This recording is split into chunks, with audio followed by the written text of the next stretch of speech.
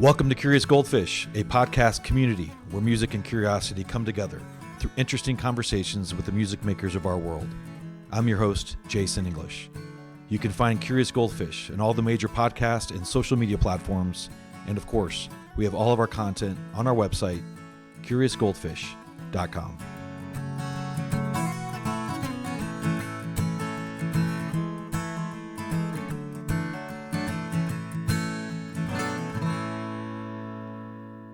Hey, Lauren, it's so nice to meet you. Thanks for joining. Tell me something good about your week so far. Yeah, it's nice to be here. Thanks for inviting me, and nice to meet you too. Um, I'm starting to record my next single, although I'm not sure if I'm really ready to talk too much about it because it's in the early stages. But I just put a new vocal on this morning, and I think so far so good. Okay. Well, that's exciting. Yeah, that's good. And you've done a few of those singles, over the last few months and year or so, right? Two or three, if I remember Yeah, correctly. well, I think 2004 or five may have been my first digital release, and then I've kind of in a variety of time pattern have released EPs, full length albums, and then a lot of singles here in the last few years. So yeah, I've got a lot of Yeah. music out there. No, that's awesome. And so we'll talk about hopefully some of the songs and all the things. And you've got this crazy background, and that's why I reached out to you. So not a crazy background in like a weird way, but like impressive background. Yeah, I came across you a few weeks ago, just social media feed. You know how that works, where you get teed up different things, and I saw you playing at the Bluebird Cafe in Nashville. And so I was like, okay, that's cool. I don't know who she is, but she sounds good. The song's fun.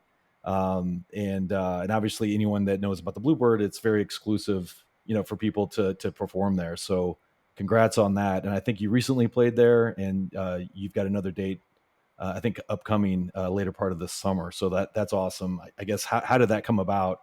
And what was that experience like for you? Yeah, I always love playing the Bluebird. It's one of my favorite rooms in town in Nashville. I've been playing there. I mean, I've been in town now in Nashville for 25 years, and I've been playing there. Um, I've been lucky enough to play there a majority of that time, I guess I could say. And so, yeah, I played there. Gosh, I don't remember the last time, but it doesn't feel like it was that long ago. And then I have another date coming up with them August 16th, I think. And so I'll be with Morgan Miles and Heidi Newfield and Megan Connor. And it's never lost on me whether I'm singing there in a writer's round or whether I'm an audience member, just how special that room is and how many songs those walls have heard, hit songs, yet to be hit songs, new songs that will never probably be heard anywhere else. Maybe they're just played once there. But it is just a really, really special room and a nice little community for those songwriters. Yeah, that's awesome. It's on my bucket list. I've never had the chance to play, or not play, of course, not play, but to be there. Yeah, so that's amazing. I guess is it the history and sort of the exclusivity of it that makes it a special room, and the fact that, like, like you said, so many people have come through, or is it the ambiance and the sound and the fact that I think it's like in a strip Yeah. mall? Like, what is it? Is it? I mean, I think you said you alluded to, like, if all the songs that those walls have heard, but like, what is it about it, do you think? I mean, I think it's really all of it, but I mean, it is cool that it's never really changed over all these years. And I believe there's a great documentary about it. It's I'm at a loss for exactly what it's called, but if you could just Google documentary about the Bluebird, it's Yeah. awesome. I think it was in the 80s, maybe. Amy Curlin started it, and actually a man who signed me to one of my first deals, and I have kind of followed him through his career, and he's followed me through mine. His name is Tom Schuyler. He is a hit writer who is one of the founding songwriters who first started playing there. He played the very first round. He's one of the godfathers of the Bluebird, if you will. He and two or three other gentlemen, and I think then it was just a place where you didn't have to have a full band. You didn't have to entertain a crowd like an artist on a stage. It was really for that behind the scenes intimate feel of story behind the song, Right. uh, you know, songwriters sitting around in a circle, just literally swapping songs because it's fun to hear, you know, what the other person right next to you who is also doing this professionally and day in day out is thinking about these things and creating these things. What do they got up their sleeve? And it's kind of a fun, it helps you raise your game. You hear some amazing music, and for the audience you do get that, just it's super intimate. Nobody talks, nobody's allowed to talk. You got to turn off your phone. You got to sit quietly and literally just listen to the lyrics, to the stories about how they came to be. And so it's just really, really special. And then after all this time, it hasn't changed. It still only seats 85 people. It's tiny, tiny, tiny. You're Mm. scrunched up next to you're at a little cocktail tables usually, or there are some church pews in the back. But I mean, you're literally just kind of sitting like right next to the table next to you because it's so small. And I don't Wow. know, it just feels like this big living room where you're getting to hear the stories behind some of your favorite songs, songs that are probably the soundtrack to most people's lives. It's pretty incredible. Well, congrats on that.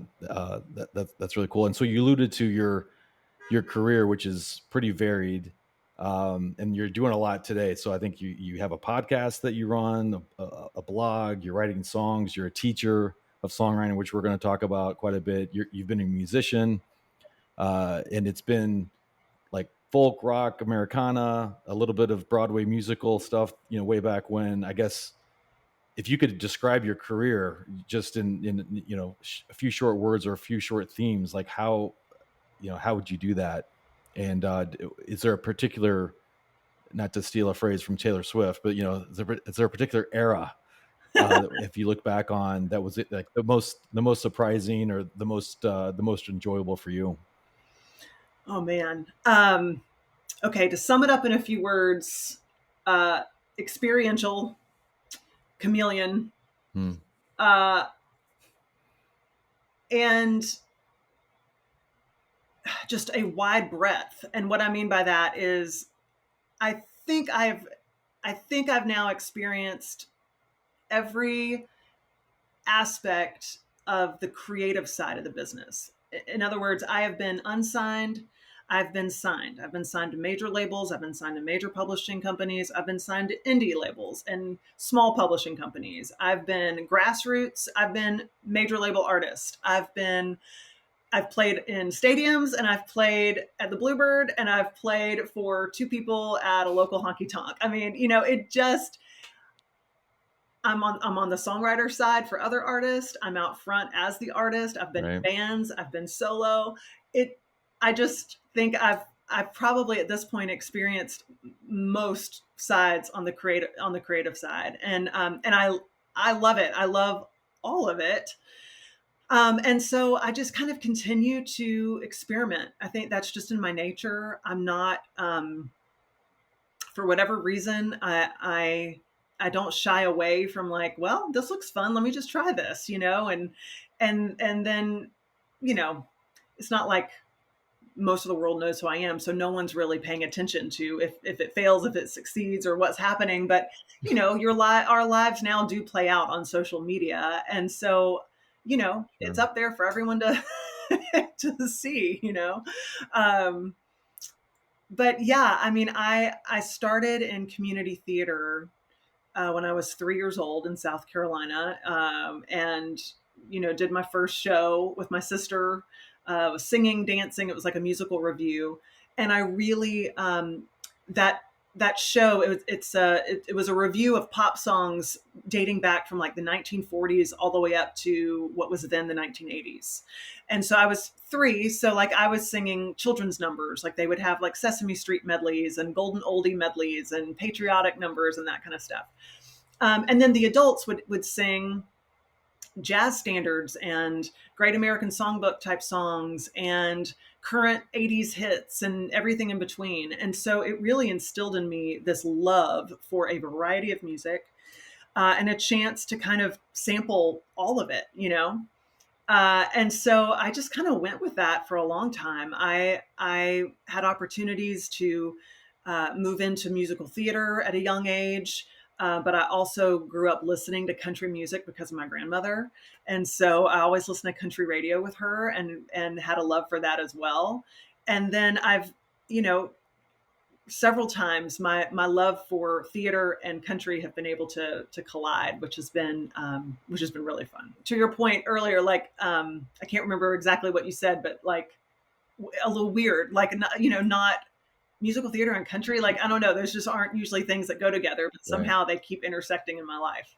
I think I used the word crazy, Oh, but crazy! Yeah, when I said it out loud, you when I said it out loud, I'm like, okay, said hope she doesn't take that the wrong way. No, no, it's no, awesome. no. And you were nominated for a Tony Award kind of back in the day. What Yeah. role in that whole process was that for? Yeah, so I was nominated as a composer is the term they use because it Mm, was in a score. I What composers do is different than what I really do. I'm a songwriter, but I wrote a song that ended up in a whole score for the Broadway adaptation of the movie Urban Cowboy, which is a country oh, music cool. based movie Yeah. that ended up on Broadway as a musical. So that's the second time actually those worlds collided for me. And so I was nominated as a composer. It was up for best score that year, and I got to hear Sarah Jessica Parker say my name on the microphone and on national television, and that was cool, along with the list of all the other folks who were on the score. But that was really really fun. That's really, really cool. You don't hear that. That's why I reached out, because I was like, oh my gosh, this person's got this completely diverse sort of resume, if you will, in terms of all the things. So yeah, I really appreciate you sharing about that. So so with all that said, obviously you're still young. What are you most curious about at this point in your life? Mm.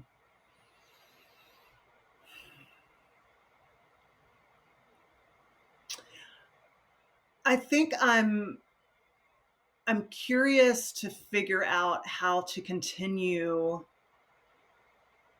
to pursue a full-time music career, and now I'm a mom of a 4-year-old. So how to make those two things work, because there are Mm, still some goals I'd like to reach, and it just looks a little different now on how to time management and that kind of thing. So navigating that keeps me curious, but also like keeps me really fired up.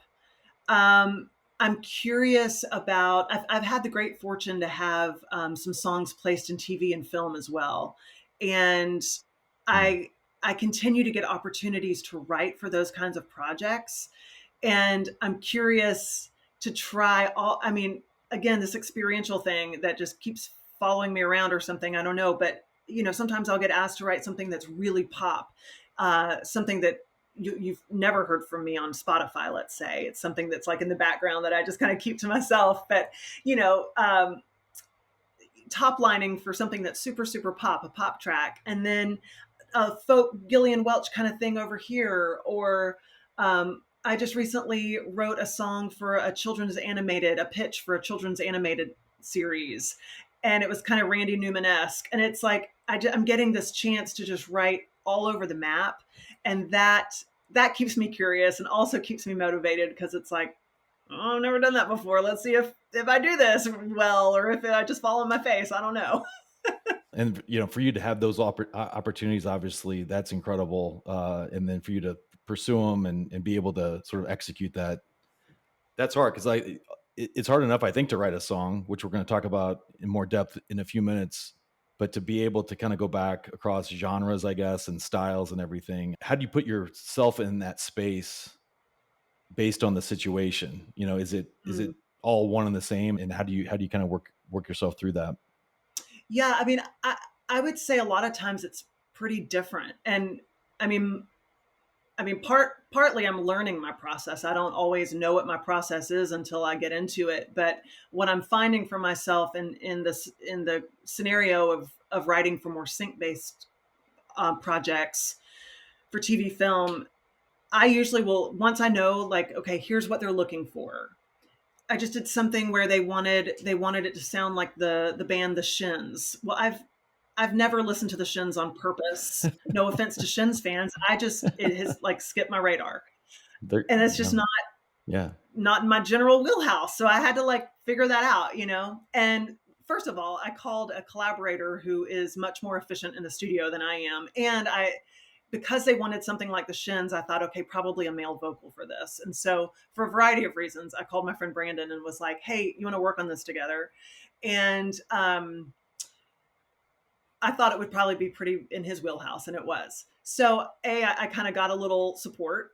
And then I just put together a playlist. I like to put together playlists of a lot of things that sound like what they're looking for and just listen to it over a couple days in the car or just doing whatever and just almost letting it like marinate and like get into my body. I know that sounds kind of weird, but like just really embody that the sound, the phrasing, the Mm. instruments that are being used. I'm kind of like subconsciously listening for all that stuff. And then when I'm ready to like sit down and write, like with Brandon, we mapped out, you know, they gave us a reference track, like they wanted it like this particular song.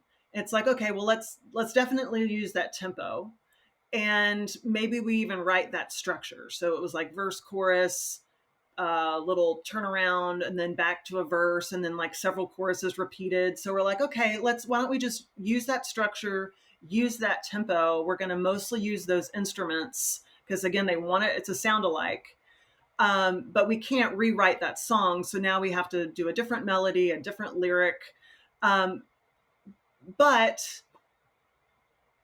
you know, the Shins write a lot differently than Taylor Swift does. You know, Taylor Swift writes a lot Right. differently than Randy Newman. Even the words and the vernacular that's used can be different. So paying attention to that kind of stuff. I mean, frankly, the Shin song is, it was so vague lyrically that it was almost hard. It was really hard for me to write because I'm like, I don't even know what we're shooting for here, like subject matter wise, you know, like Right. it's just the lyrics didn't make a ton of sense to me on the reference track. And so it's like, okay, well, how do we write a song that is so vague it could mean literally anything, you know? And so it was a fun challenge, you know. Now, to be fair, we haven't heard back, so I assume we didn't get the placement. But we both looked at each other and were like, I think we nailed it to our best ability, at least, you know. That's a very specific request, like sound like the Shins. I mean, that's Yeah. like very specific, which is, interesting. Obviously they knew what they were looking for. And then when I ever think about the Shins, I think about the movie Garden State. Did you ever see that? Oh, yes. Are they on that soundtrack? Okay. Yeah, yeah, yeah. They're on that soundtrack. I forgot the song, but it was kind of the song that I think that movie sort of like propelled them to, pretty good notoriety. But that movie was incredible from a music perspective. The soundtrack was really good, and they were like the showcase. Yes. So I remember that song or that movie being out, and at the time, how influential that soundtrack was. I feel like that was one of the yeah. first movies in modern Mm. era where it was like, oh, music was just as big of a part of this as the script and as the actors, and it was almost like its own character. Mention a couple of I want to talk about a couple of the singles that are more recent than not. You mentioned that you were a mother, so congrats on that. I think you were saying before we started recording, 4 years old. Is it a boy or girl? A little boy. Little boy, awesome. All right, well, good. Well, congrats on that. And you have a song called "Motherlode" that's out, and this is sort of the an anthem for all the mothers out there, which is awesome. And I think you co-wrote that with Monette Maddox. Is that right? Yeah, Renee Maddox. Yes. Out is it's motherhood is hard, parenting is difficult, but you sort of acknowledge the difficulty and the challenge, but then it's basically you're also saying you wouldn't trade anything, anything for it, right? And so soon after you became a mom, or was this inspire this? Well, for sure, my child inspired it just because you really, at least in my experience, I did not know. I knew nothing. I knew nothing. I knew nothing about what to expect. I have a sister who's 10 years older than I am. So I didn't like grow up with a ton of siblings or anyone younger than me to like be a mom figure to or anything like that. So, I mean, I just knew very, very, very little about kids or babies before I had one. And so, for sure inspired by my son and my experience of motherhood. And I think more that, like, my experience of motherhood, like, that's what really inspired the song, because I think the biggest thing that surprised me about motherhood, now I became a mom like a day before COVID lockdowns. So there was a lot of isolation and a lot of togetherness for a long time, and he was premature, so we really took a really serious stance on staying safe just for his health. Yeah. I think even had it not been pandemic times, no one warned me about how isolating new motherhood is. You were always on for this little being. And I mean, if you're not washing a bottle, you're folding a blanket, or you're watching the monitor, or it is a constant thing that is the mom's job, and not because dads can't do it, but it just, I mean, we're literally being chemically rewired after motherhood, I mean, it just, anyway, it's hard to have time for yourself, to do anything for yourself, and to even think of anything else, especially early on. And so I just didn't understand how isolating that can be. And so anyway, I definitely wrote it from my perspective, or that's what it was inspired by, was my perspective of motherhood. Right. And then, even as he's gotten older, just in this little stage, I mean, he wants moms. He goes through little stages where he wants dad, but they're like blips. But for the most part, he wants mom. So like, mom is still on, and of course you're trying to savor that, because it's not going to last forever. And also it takes a ton of energy. And so it's both and Monet is a mom of 2. She has an incredible story. She's a mom. She's a business owner. She's a wife. She's a cancer survivor. She is a songwriter. She has started chasing some of her dreams later in life and is just like full throttle ahead. I mean, she's an incredible woman, and not to speak for her, and I'm sure she wouldn't have listed those things in that order of priority to her, but at any rate, so she has her own view of motherhood, and she is on the other, the further down the line stage, whereas I have a 4-year-old. She has kids in college and out of college, and so sure. The first verse was for me and the second verse was for her, because there's kind of that time travel thing. So I mean, she was the perfect person to write it with. I had that title hanging around for a while, and just really hadn't given myself the time to sit down and really work on it yet. But then when we had a co-write coming up, I took it to her and she loved it. And I think she was a perfect person for it. I want to read the first verse and then the chorus, but it's good to know that the son of Lauren Lucas is a mama's boy. That's great. That's good. He is, at least as of now. As he should be. All right. So here's the first verse. So it's another day in the life of hitting the jackpot. Up before dawn with an elbow to the face. Your little man don't feel good. He's crying beside you. You got a husband sound asleep while you're wide awake. That's good, right? Truth. That's good. Yeah, that's good. The elbow to the face. And the husbands, we find a way to sleep. I don't know what it is, but we always find a way to sleep through everything. I don't know. Yeah. Well, and my sleep changed after motherhood. Like I will wake up at the drop of a hat now, and Dan really does. He could sleep through a train coming through our room. Like it is not fair, and it pisses me off a lot. But it's also not his fault. He just is a sound sleeper, and I'm not. Yeah. All right. So here's I think it's the chorus from again the Motherlode by Lauren Lucas. But you wouldn't trade a minute even for a longer night's sleep. No, you wouldn't take $1 million even when the shit gets deep. You prayed for it. You're made for it. Couldn't wait another day for it. When the hardest job's the one you love the most, that's how you know you hit the motherlode. That's really good. That's really good. And then like the first, go back to the first line of the first verse. It's like, it's another day in the life of hitting the jackpot. And I imagine that's the motherlode reference is a tie back to the jackpot, whether that's intentional or not, but like that works, right? So Yeah, Yeah, that's yeah, really yep. that's really really good. Yeah, that's really good. Um, Thank well, you. awesome. Do you are you planning to have more kids, or is the no more kids? All We're right, one and that's good. done for a variety Yeah, of reasons. But yeah, we are one and done, and that it no, really that's does. It awesome. feels right. Yeah, yeah, yeah. No, that's great. I have three, and I had them. I mean, got married and had kids really, really young, and I wouldn't trade it for anything. But it's a lot. So, but this is a great song that's Thank you. available on streaming platforms and on YouTube and everything. So that's really nice. And the other one, I think this is.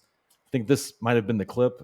Hopefully, I got this right. This might have been the clip from the Bluebird. That this is how I heard this song, but it's called "First Time Feeling." And I guess my question to start is, uh, any relationship is difficult, and we just talked about kids.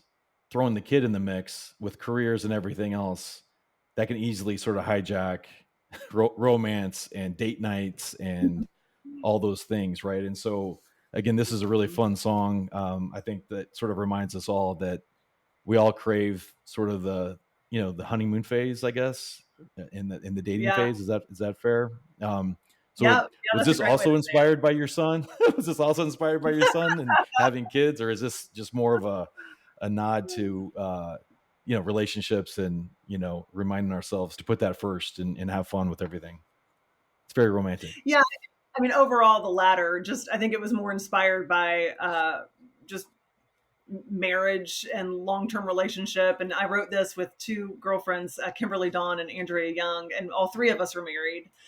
And Kimberly has, she might have three kids. She has maybe even more. She might have four. Anyway, so yes, kids or not, life gets busy.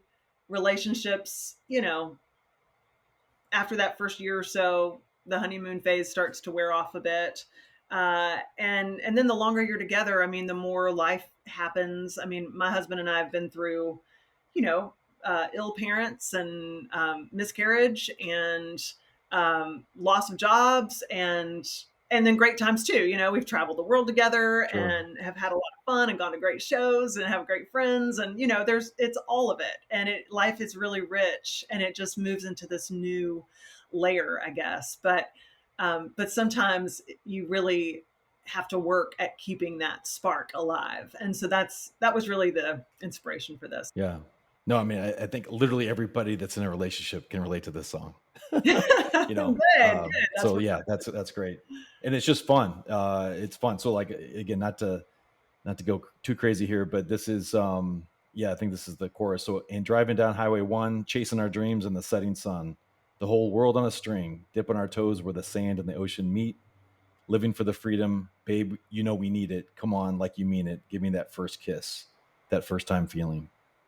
Yeah, that's awesome. Yeah, good for yeah, that's really really well done. Thank Yeah, and it's you. hard, I guess. Like, what do you and Dan do to keep that first time feeling going? Like practically, is it as easy as a date night for you all? Yeah, I mean, date nights go a long way, especially for me. I guess you'd have to ask him, I guess, some of it. But I'm very stereotypical woman where just I want to talk. I want to talk about our feelings. But truly, like if we are ships passing in the night and so busy and we're only talking about transactional things having to do with calendars and getting our son here and there and work and blah, blah, Right. blah. If it's when it gets just really transactional most of the time, a couple weeks of that and I really start to feel it. And it's like, okay, we used to be really good, especially coming out of COVID. I had decided, you know what, we're just going to spend the money on a sitter and we're going to every Friday we went out to dinner. That was great when life was still a bit slower, but now that things are in full swing again, it's harder to do that like every single week. But we do have time together every couple weeks. We'll go out for dinner. If not even more than that, we're going out to a show tomorrow night, which will be really fun. we love football, so we'll try to catch football games together. He's a huge soccer fan. We'll go to soccer games. So I mean, really, just that one-on-one time, particularly if it can involve dinner, so that there's a conversation to be had. Or even last night, he flew in late. Well, I say late, like around 8 o'clock from a business meeting, and I went to a friend's show, and I got in right around the same time he did. The babysitter left, and we just heated up leftovers. You know, my son was down for bed already, and we heated up leftovers and just chatted at the table. You know, and it was like that was awesome because it had been a few days since I'd even seen him. You know, That's awesome.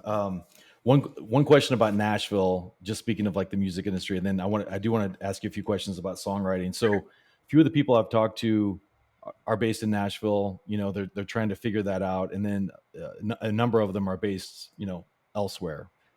And it's always interesting for me because, you know, Nashville is Nashville.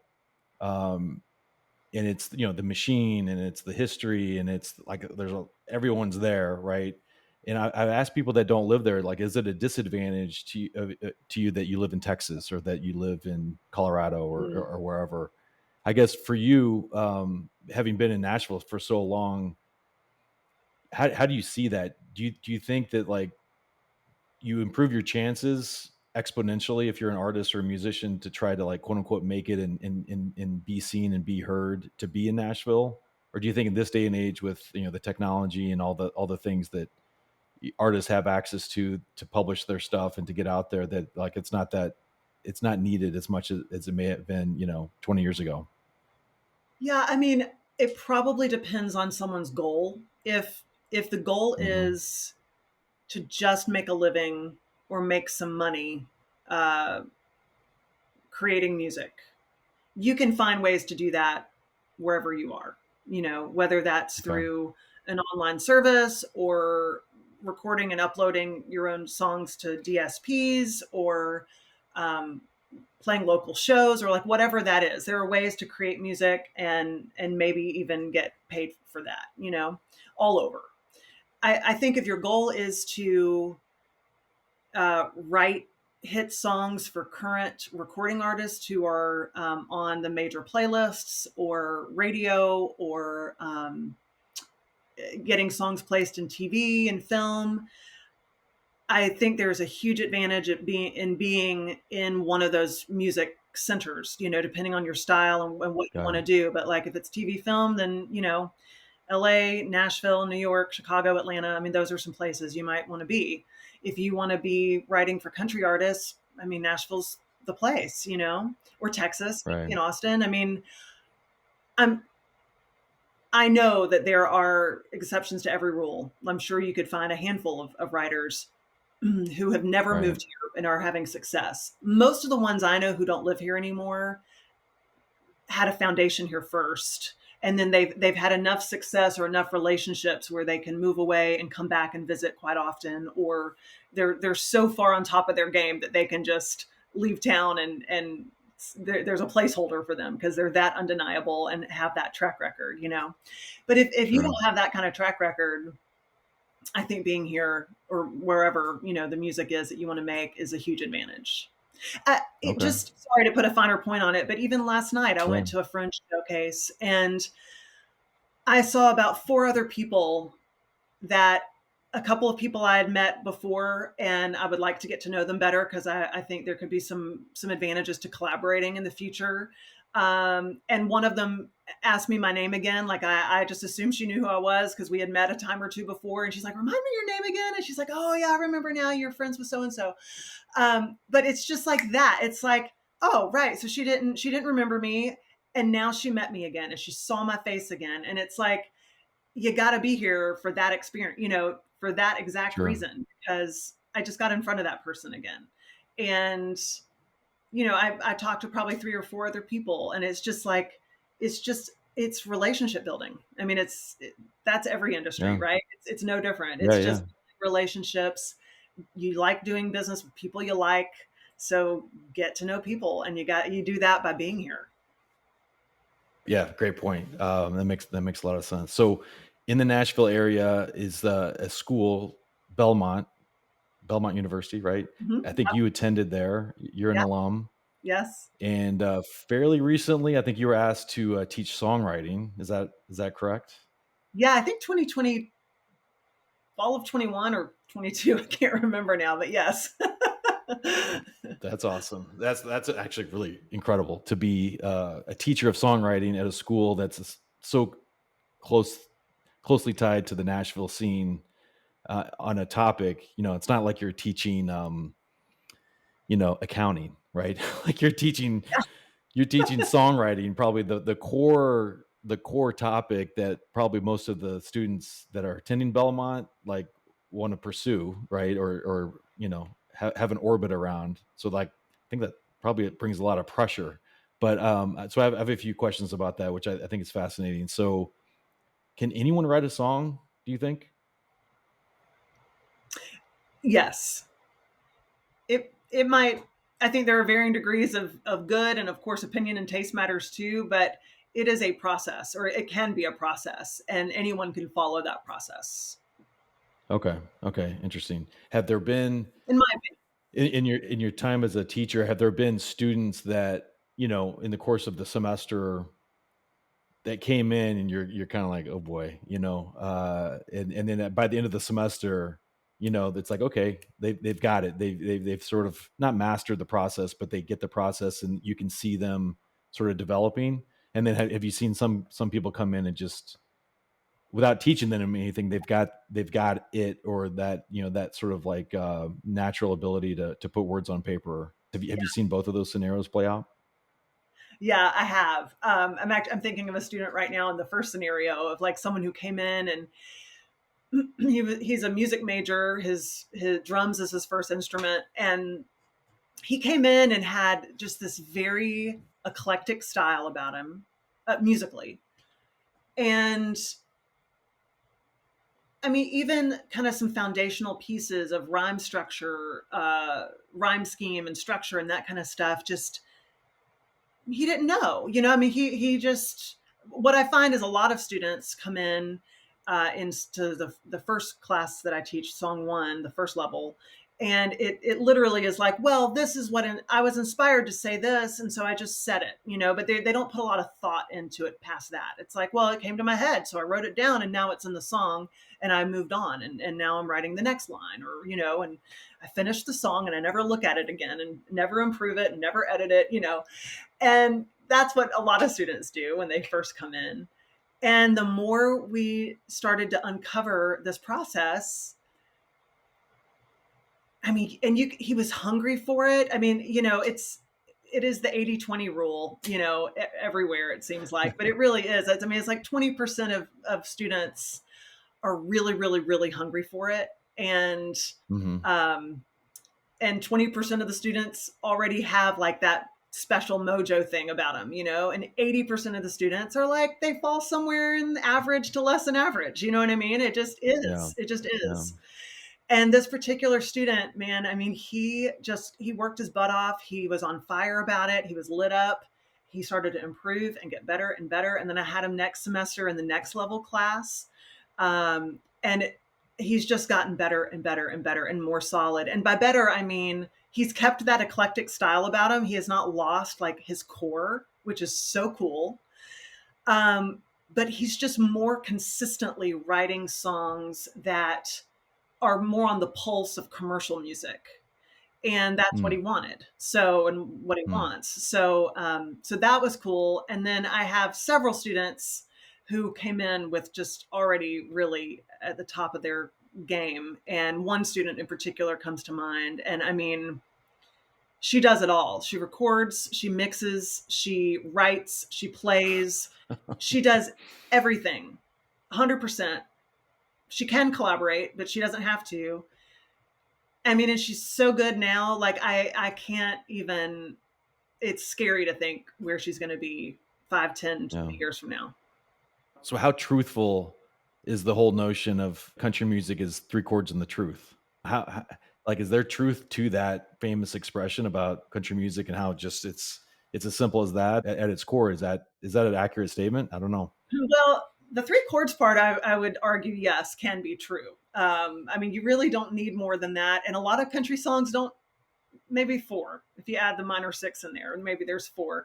But I mean, really, three or four chords, you don't hear a whole lot more than that in country music. Again, some artists are edge on the side more of pop or a little more complicated, but I mean, those Right. real straight down the middle country artists, it's really simple structure and simple chord structure and everything. So I do think the three chords can be true, and I think the truth part is, in my opinion, a little misinterpreted. Maybe I think that, Okay. and what we talk about in our class is, you don't always have to write the God's honest truth. It's writing the essence of the human experience. It's writing the human truth. And sometimes you can imagine what that is if you haven't lived through it yet, but you can conjure up what that human experience and the essence of the truth is, even if you haven't Hmm. lived it out, or if you're living it through, if you're going to write a song inspired by someone else who went through something. Um, it's your perspective of their truth, which is then your truth. But it doesn't mean that, like, I'm going to sit down and necessarily write a song about having a podcast interview today, like, just because that's the Right. God honest truth of what happened in my afternoon, and then I'm going to go pick my son up from his summer camp. Like, maybe I'll put that Right. in there somewhere. I don't know, but Right. I wouldn't suggest people limit themselves to the God honest Mm. truth all the time. Sometimes, yes, a great song will come out of what really, really happened. But there's poetic license. There's lots of different ways to get to the essence, and that's, to me, what Okay. the truth is. Okay. That's really, really well said. In your class, do you get into the whole aspect of, let's say that the student that you were talking about, who's the drummer, let's say that he's more poetic or more artistic, if you will, and then someone like me who, I used to be a journalist, so it's like I see the sky's blue, and I'm going to be like, okay, the sky's blue, and I don't have a lot of creativity when it comes to comparing it to something else, and all those things. In your class, do you actually teach people sort of both ends of that spectrum, or do you kind of lean in and let them sort of be themselves when it comes to more literal or more artistic? I oftentimes I'll even get students who, about half the room will say, "Gosh, I wish I could write more metaphorically." And they'll look at some of the students Right. in the room who use metaphor really well, and they're like, "Gosh, I wish I could just write like that." And then the students who are used to writing more metaphorically are like, "Man, I wish I could just say the plain thing. I wish I could just say how I feel, and sometimes just write that straight ahead thing." So it's like the grass is always greener. um, Right. but ultimately, I think you have to find your own style. There are plenty of celebrity songwriters and artists who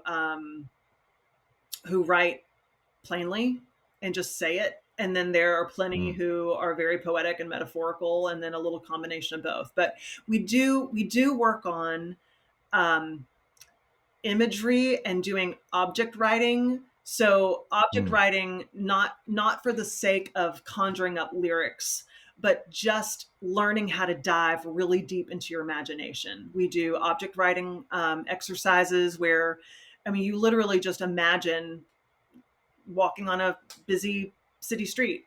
What are you seeing? Okay. What are you hearing? And can you write a paragraph about it without telling us anything? Only use language that shows us. A Mm. purse Right. swinging back and forth, tap tap tapping on a woman's leg. Uh, Right. the clickety clack of high heels as the world rushes by, the honking of a taxi, whatever it is, it's like, how much description can you use, and can you use all of your senses, not just what you see and hear, which are the kind of the ones we go to, but what does the sidewalk taste like? What is the uh, I don't know. What does the inside of the taxi smell like? I don't know. Like, I just get weird Right. about it and just see what's there. Not because you're not trying to write a lyric, you're just trying to train your imagination to get going. Okay. I'm going to put you on the spot in two ways. One, I'm just going to ask you a question about like the songwriters out there that you look up to the most, past, present? You know, which name comes to mind for you? The very first one was James Taylor, and the second one is a woman named Jonathan Brooke. Although I don't write anything like either of them, but I have found that some of my greatest inspirations, and I've done this, I've made like my playlist of like my all-time favorite artists and songs, and my music doesn't sound like them, but they are the ones I will go back to and listen to over and over and over. The same way Dan listens to Def Leppard, I'll listen to James Taylor, you know. So, I mean, I would say James Taylor, Jonathan Brooke, huge fan in more modern day of Natalie Hemby here in Nashville, Hillary Lindsay, Nicole Gallion, Matresa Berg, you know, Tom Douglas. I mean, there are just some. Oh gosh, there's too many to even probably name, but that's a handful. John Mayer, I love John Mayer's writing. Okay, yeah. Well, so John, so he's, you know, household name. The other names that, again, no disrespect to them, they're not household names, right? For someone that isn't in Nashville, those names might be pretty recognizable. But like, is that do songwriters care that they're sort of the men and women behind the curtain, you know, or is it, do they actually take pride in the fact that, like, you know, there's a hit or there's a big single or big record, and they're actually the brains behind it? I think so. I mean, I'm an artist writer, so I enjoy, frankly, I enjoy both sides. I enjoy being behind the scenes and I enjoy writing for artists, but I also enjoy being out front and singing the songs too. But there are a lot of writers here in Nashville, Tom Douglas being one of them. I think he probably enjoys his anonymity, and you know, he's really serious about his craft and what he does, and he works at it every single day. And even though he doesn't have to anymore, you may not know his name, but you know The House That Built Me, you know Love's the Only House, you know Natalie Pontoon, Rainbow by Casey Musgrave. I mean, like, the list goes on and on. No, totally. You know their songs, you just don't know their names, and I think probably they like that, you know. Yeah. No, that's great. All right. Well, the other way I'm going to put you on the spot, because you are teacher of songwriter, I'm going to challenge your notion that anyone can write a song. Okay. So I'm going to show you. I'm going to show you some words on a page. So can you verify for our audience that you've never seen these words before? That is correct. I've never seen it. Okay. And you may regret seeing them now. I don't know. All right. So this is again, I don't know if this is a poem. I don't know if this is just whatever. Okay. But I was like, okay, maybe I can write a song. And so there's no real personal connection here. It's just, you know, instead of writing about a woman from my perspective and her beauty and her looks and whatever, I find that obviously attractive, but what is she like as a person, and like her spirit, right? Yep. Okay. So I wanted to kind of, like, you know, call that out. So I'm just going to read this to you. Okay. I'm going to have a couple of asks. Okay. One is, you know, and it's not really about this, but I'm just wondering, like, is this something that, again, if I was a student in your class, and I don't know if you do this, but like, hey, go off and write something and come back and bring it to me and let's like walk through it. I just want to know, is this something to start from, or would you even, you know, take a couple steps back and kind of go in a different direction? But let me just read it to you, and then that'll give you a time to think about it. So, there's a sweet spirit behind your stunning eyes. It's a spirit that's pure with no compromise. Your beauty is its manifestation in the flesh, with your smile so wide, framed by lips so fresh. Sweet spirit, speak to me tonight. Sweet spirit, wrap around me tight. I want to bottle you up and drink you all night. Please, sweet spirit, speak to me tonight. Mm-hmm. So my thought here again is the beauty. Yes, I notice your beauty, but it's actually just it's the manifestation, which is probably not a great word for a song, but it's the symbol of what's actually inside you. That was my point. Yeah, I get that. So anyway, I get that. So I'm going to jump to the chorus first, or what I would consider as the chorus, which is "Sweet Spirit, Speak to Me Tonight," where it starts that stanza. The chorus is pretty much there. The only thing I would do differently in that chorus is I would add a tiny little word. I want to bottle you up and drink you in all night. There's just something about Oh, nice. Okay. phrasing. Well, Okay. and I think the idea to drink you all night and to drink you in all night. I think drink you in Yes. all night Yes. makes a little more sense, but I I also agree. think phrasing wise, I that agree. next Yeah. little syllable just adds to the lilt. So sweet. Okay. So if I hear this in like 4/4 time, sweet spirit, speak to me tonight.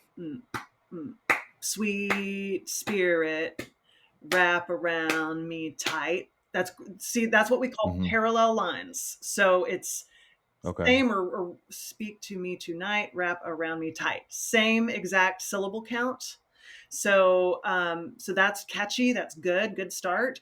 I want to bottle you up and drink you in all night. So you've kind of got that parallel in the first part of that phrase, and then in the last part, if you add the in, Mhm. I want to bottle you Okay. and drink you in all night. And then please, sweet spirit, speak to me tonight. So I think the chorus is actually quite tight. And I think just adding that in would make it even stronger. The verse, also what you've got going. So you wrote this, yes? Yeah.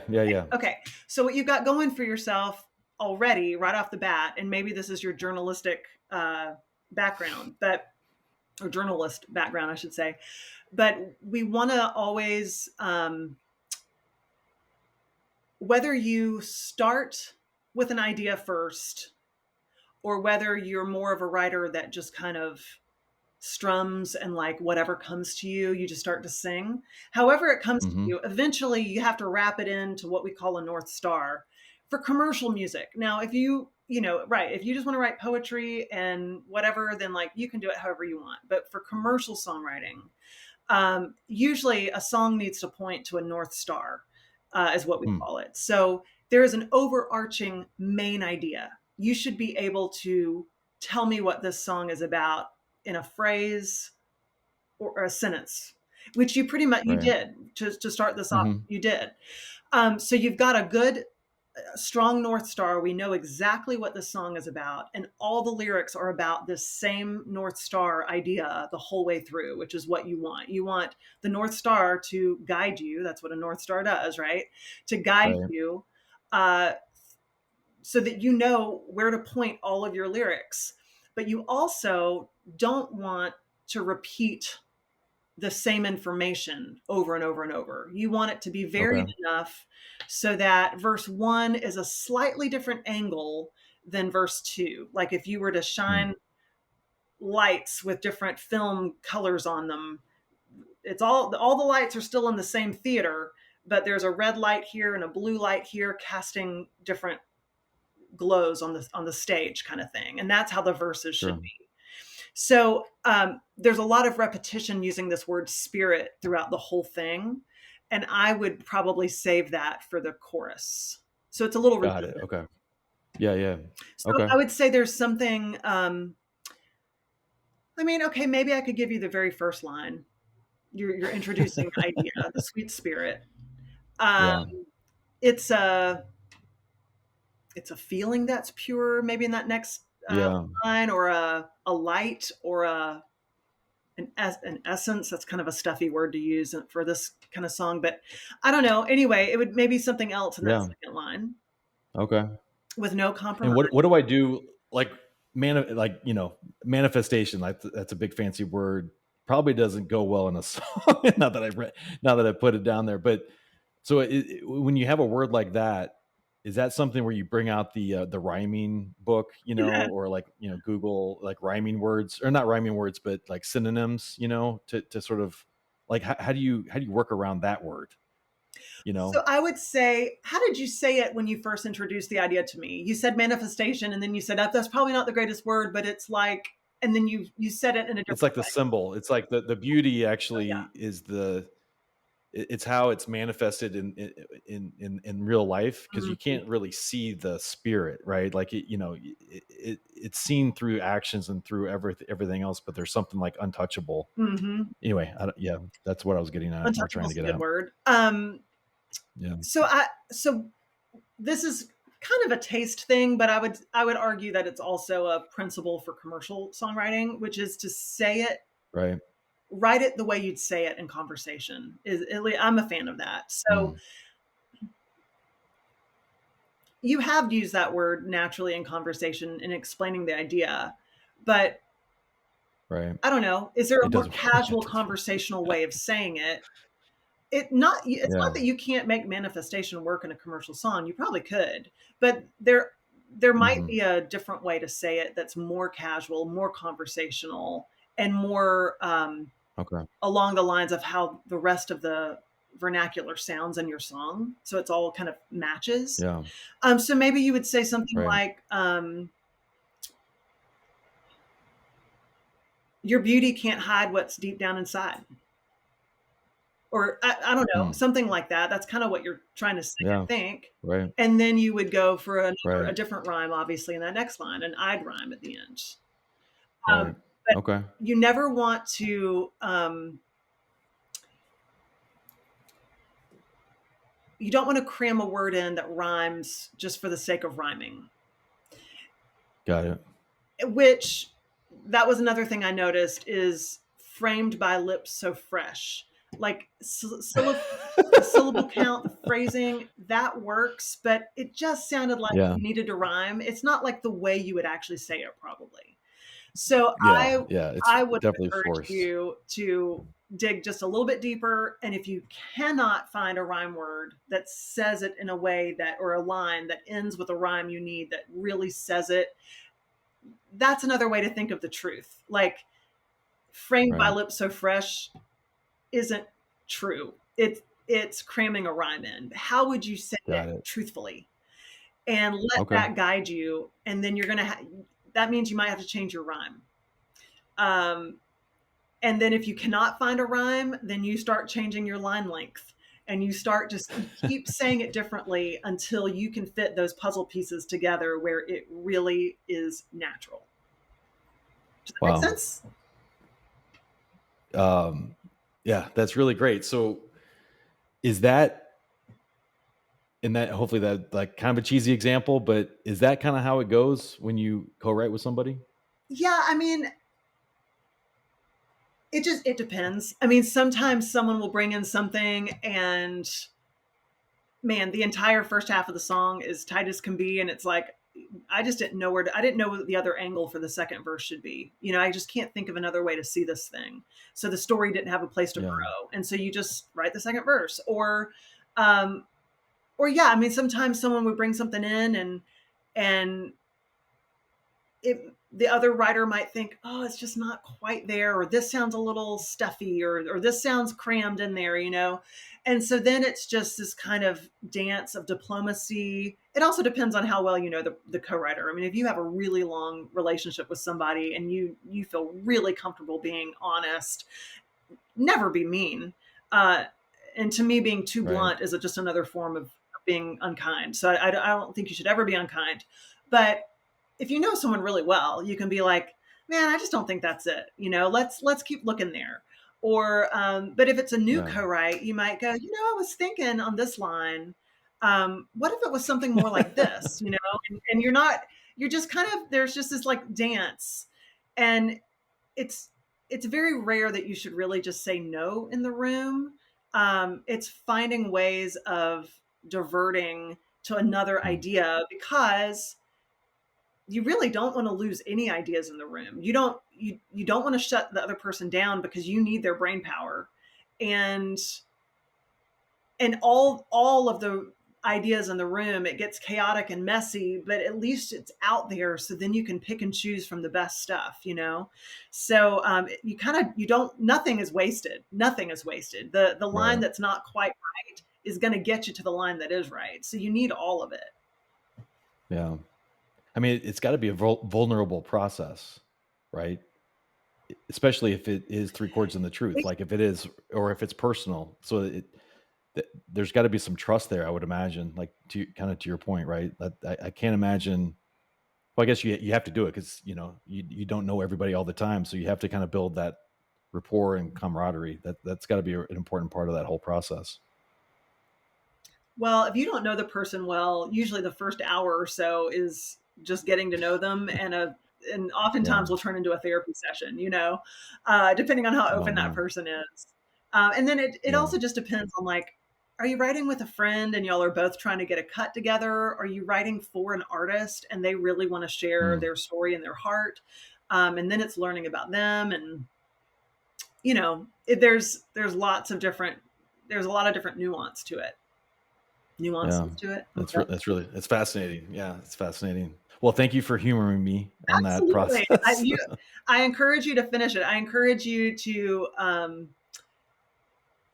not repeat the word spirit in that verse too much, and tighten those Right. lines up at the end, and just say it the way you would say it, and then find that next line that Right. rhymes.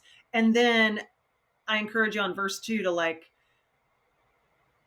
okay, I've covered that. I've covered, like, Mm. some of the physical attributes and setting up, like, this is what it is. Now, how am I going to talk Right. about her spirit in a slightly different way for the second verse, and go for a second verse and finish it up?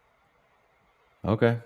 Well, I appreciate that. That's awesome. All right. So back to you, and then we'll wrap up. I guess it's middle part of 2024.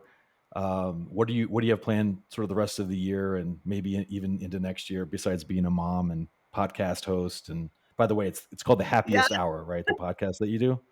So it that's is. awesome. It is Yeah. actually. I have not spent as much effort and energy on the podcast lately, only because, I've been putting out so much music lately that it's just hard, as you know, as a podcaster, to just Right. to keep all the plates in the air. But I have um, a full season that is up, with a few bonus episodes, and I have one more bonus episode that I am going to roll out here sooner than later. And I have guests like Cindy Thompson, Jenny Gill, Whitney Duncan. I mean, some really great singer-songwriters, people in film, wellness coaches. So it's a really fun podcast, I Yeah. think. Um, Although I don't have any plans to reboot another season at the moment, because I'm working so much on music. Sure. But behind the scenes, I'm writing still for a lot of TV and film sync briefs. And then I had the great honor of singing on one of my heroes' albums. I don't know if I'm allowed to talk about who that is. I don't even know when it's coming out yet, but I'm real excited about that. So keep your eye out. I'm sure it'll probably be next year. But Right. I got a chance to sing on 2 tracks for an upcoming album for one of my heroes. And then I have new music coming out the rest of the year. I was I was working on a Christmas EP with some friends, and I I'm hoping that's still going to happen. We'll see. We'll see. But I am in the middle of recording my next single now, and I'm going to get a little bit further along before I reveal what it is and when it's coming out. Awesome. All right. Well, we'll look forward to that. And really appreciate your time, Lauren. Thank you so much. It was a pleasure to talk with you. Thanks for sharing all the insights and all the things. So best of luck to you. Crush it at the Bluebird in Thank you. August. And yeah, we look forward to seeing more and hearing more. So thank you so much. Awesome. Well, I hope that your listeners, if they're in Tennessee, or I think I have another show coming up in South Carolina before the end of the year. I'm kind of all over the place. So you can find all of it, the podcast, the music, the tour dates, all that. LaurenLucas.com is probably the best spot. But I hope to maybe meet some of your listeners out on the road. Thanks Yeah. so much, Lauren. Thanks so much, Lauren. Would you play us a song? Oh, I'd love to. Yeah, for sure. Okay, awesome. Thanks again, Lauren. Cheers. Bye. Awesome. All Thanks. right.